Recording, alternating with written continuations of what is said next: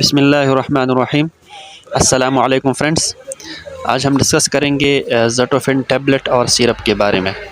اس کا فارمولا ہے کیٹوٹیفن۔ یہ second generation anti histamine H1 اور ماسٹ سیل سٹیبلائزر ہے، جو کہ آستما، دمہ کے بچاؤ اور الرجک کنجنکٹیوائٹس یعنی آشوب چشم، جس میں آنکھیں پنک یا سرخ ہو جاتی ہے، سویلنگ ہو جاتی ہے آنکھوں میں، آنسو زیادہ ہو جاتی ہے، کے لیے استعمال ہونے والی دوائی ہے۔ یہ H1 ریسپٹر انٹاگونسٹ ہے اور ماسٹ سیل سٹیبلائزر ہے۔ یہ سارے جتنی بھی انفلیمیٹری میڈیٹر ہے، تقریباً لیوکوٹرائن، ہسٹامین، پلیٹلیٹ ایکٹیویٹنگ فیکٹر جو ہے، ان سب کو سپریس کرتا ہے۔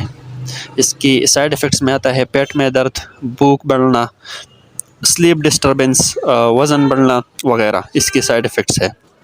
پریگننسی کیٹیگری بی میں آتا ہے، یعنی حمل کے دوران اس کو استعمال کر سکتے ہیں۔ اس کی انٹریکشنز میں ہے یہ پلیٹلیٹ کاؤنٹ جو ہے اس کو کم کرتا ہے جب اورل اینٹی ڈائبٹک دوائیوں کے ساتھ استعمال کی جائے، لیکن شوگر کی وہ دوائی جو منہ کے ذریعے سے ہم لیتی ہے، اورلی ہم لیتی ہے، اس کے ساتھ اس کو استعمال نہ کی جائے کیونکہ پلیٹلیٹ کاؤنٹ کم کرتا ہے۔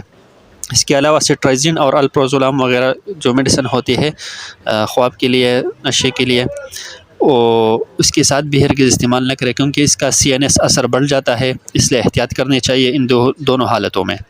کھانے سے پہلے یا بعد میں دونوں صورتوں میں استعمال کی جا سکتی ہے۔ جو لوگ ڈرائیور ہو یا مشین پر کام کرتے ہو، ان کے لیے احتیاط کرنا ضروری ہے۔ دوائی کے لینے سے لے کر تقریباً 2 یا 3 گھنٹے تک کا یہ کام نہ کرے، ایسے دورانیہ میں لینے چاہیے۔ شکریہ۔